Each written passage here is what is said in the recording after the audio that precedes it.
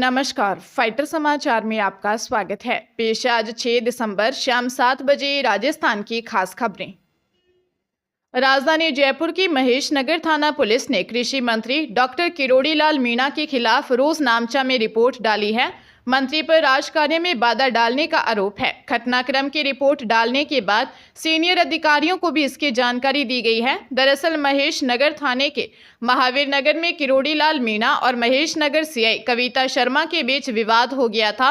मंत्री के महिला इंस्पेक्टर पर भड़कने का एक वीडियो भी सामने आया था। इसमें मंत्री सीआई से जबरन एक मकान में घुसने और लड़की को पुलिस की गाड़ी में बिठाने को लेकर सवाल कर रहे हैं। उन्होंने एसआई भर्ती परीक्षा रद्द करने की मांग करने वाले छात्र नेताओं के घर जाकर उनके परिवार माता पिता को परेशान करने का आरोप लगाया। वहीं किरोड़ी लाल मीणा इस पूरे मामले की शिकायत लेकर गृह राज्य मंत्री जवाहर सिंह बेडम से मिले। उन्होंने सीआई पर भी फर्जी तरीके से नौकरी हासिल करने का आरोप लगाया।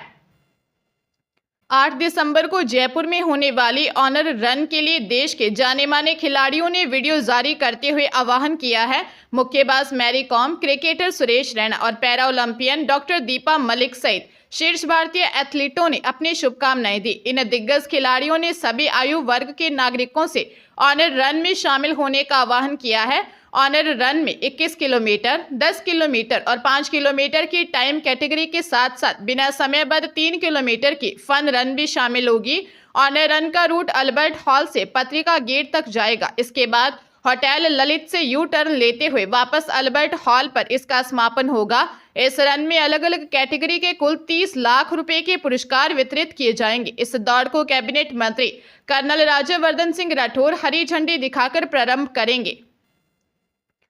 अजमेर जिले में एक व्यक्ति की हत्या करने के आरोपी खानपुरा निवासी मोहम्मद इशाक को दोषी मानते हुए उम्र कैद व 25,000 रुपये जुर्माने की सजा दी है। पुलिस के बयान सजा का मुख्य आधार रहे। खानपुरा निवासी मोहम्मद आरिफ ने रिपोर्ट दी कि कराई की वह चाय की होटल चलाता है। 26 जून 2017 को देर रात उसकी दुकान पर खानपुरा निवासी दिलबाग और फिरोज उर्फ कालू आए और उन्होंने बताया के पास के एक बाड़े के करीब कार में एक शव देखा जिसकी पहचान शिशुपाल के रूप में हुई।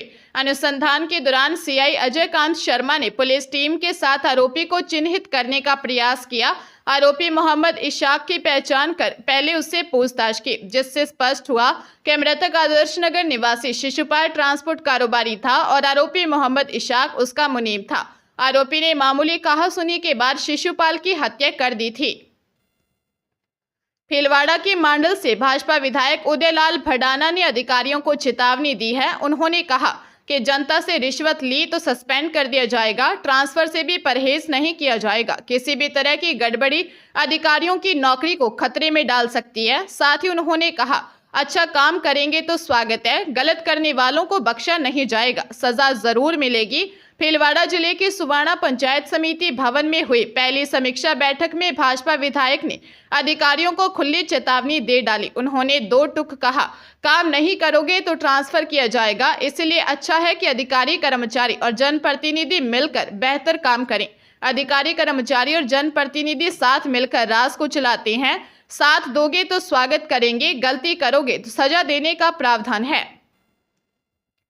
अजमेर के कोतवाली थाना क्षेत्र में बुजुर्ग महिला से ठगी का मामला सामने आया है। 3 बदमाश महिला को झांसा देकर सोने के जेवरात लेकर फरार हो गए। बदमाशों ने महिला को हाथ में रुमाल के अंदर जेवरात की जगह कंकड़ डालकर भाग गए। कोतवाली पुलिस के अनुसार सुनारी का मोहल्ला रियाबड़ी नागौर निवासी कुलदीप टेलर ने दी रिपोर्ट में बताया कि उसकी बुजुर्ग मां लक्ष्मी देवी भांजे के साथ अस्पताल में चेकअप करवाने गई थी। वापस आते वक्त कालबाग वाली गली में 3 युवकों ने उन्हें रोका और विश्वास में लेकर एक कपड़े में बंधे हुए नोट दिखाकर उसमें से 2 500 के नोट निकालकर आपस में लेने लग गए। इसी बीच मां के कानों के झुमके और मंगलसूत्र का लॉकेट एक रुमाल में रख लिया। इसी बीच तीनों बदमाश झांसा देकर रुमाल में कंकड़ डालकर जेवरात लेकर फरार हो गए। पुलिस बदमाशों की तलाश कर रही है। हरियाणा में नारनौल के कोर्ट परिसर में तारीख पर आए एक युवक पर कुछ अज्ञात युवकों ने हमला कर दिया। इससे युवक गंभीर रूप से घायल हो गया, जबकि हमलावर वारदात को अंजाम देने के बाद मौके से फरार हो गए। घायल को उपचार के लिए अस्पताल ले जाया गया, वहां से उसे हायर सेंटर रेफर कर दिया गया है। युवक की हालत गंभीर बताई जा रही है। घटना के बाद वकीलों में रोष बना हुआ है। मौके पर मौजूद लोगों के अनुसार नारनौल के गांव सुरानी का रहने वाला युवक सोनू कोर्ट परिसर में तारीख पर आया हुआ था। जब वह वकीलों के बनाए गए चैम्बर से कोर्ट की ओर जाने लगा तो कोर्ट परिसर के अंदर घात लगाए बैठे हमलावरों ने इस पर हमला कर दिया। हमले के बाद हमलावर वहां से फरार हो गए। वकीलों का कहना था कि कोर्ट परिसर में कोई भी सुरक्षित नहीं है। यहाँ कई बार ऐसी घटनाएं हो चुकी हैं। नारनौल कोर्ट परिसर में पहले भी कई बार हमले हो चुके हैं। राजस्थान सरकार संस्कृत शिक्षा विभाग में 3003 पदों पर सीधी भर्ती करेगी। इसके लिए संस्कृत शिक्षा विभाग ने राजस्थान कर्मचारी चयन बोर्ड को अभ्यर्थना जारी कर दी है।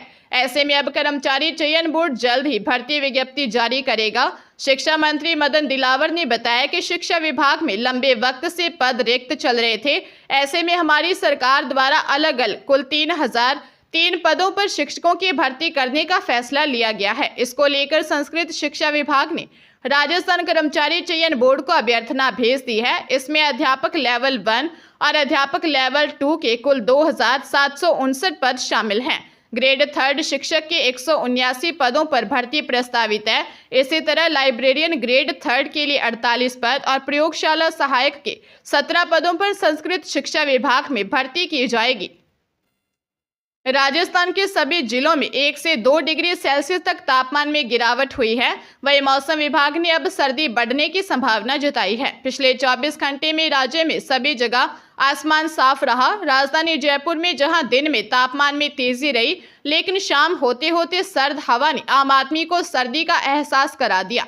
प्रदेश के माउंट आबू के अलावा सभी शहरों में अधिकतम तापमान 25 डिग्री सेल्सियस से ज्यादा रहा। वे जयपुर समेत प्रदेश के सभी जिलों में 1 से 2 डिग्री सेल्सियस तक तापमान में गिरावट हुई है। इसकी वजह से प्रदेश के 1 दर्जन से ज्यादा जिलों का न्यूनतम तापमान 12 डिग्री सेल्सियस से नीचे आ गया है।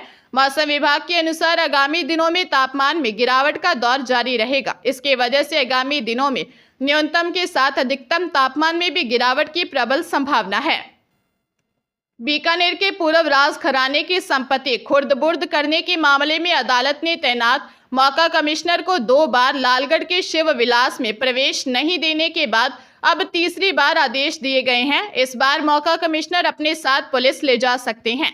इतना ही नहीं, अदालत ने इस मामले में बीकानेर पूर्व के विधायक सहित कई जनों को कारण बताओ नोटिस जारी किया है। पूर्व राज घराने की सदस्य राजश्री कुमारी और बीकानेर पूर्व की विधायक सिद्धि कुमारी के बीच चल रहे विवाद ने अदालत में पहुंचने पर राजमाता सुशीला कुमारी की संपत्ति को खुर्द-बुर्द होने से रोकने के लिए अदालत ने त्रिलोचन शर्मा को मौका कमिश्नर नियुक्त किया था। पहले शर्मा को लालगढ़ के बाहर ही रोक दिया गया। दूसरी बार गए तो लालगढ़ में प्रवेश मिला, लेकिन अंदर स्थित शिव विलास के कमरे में बंद थे।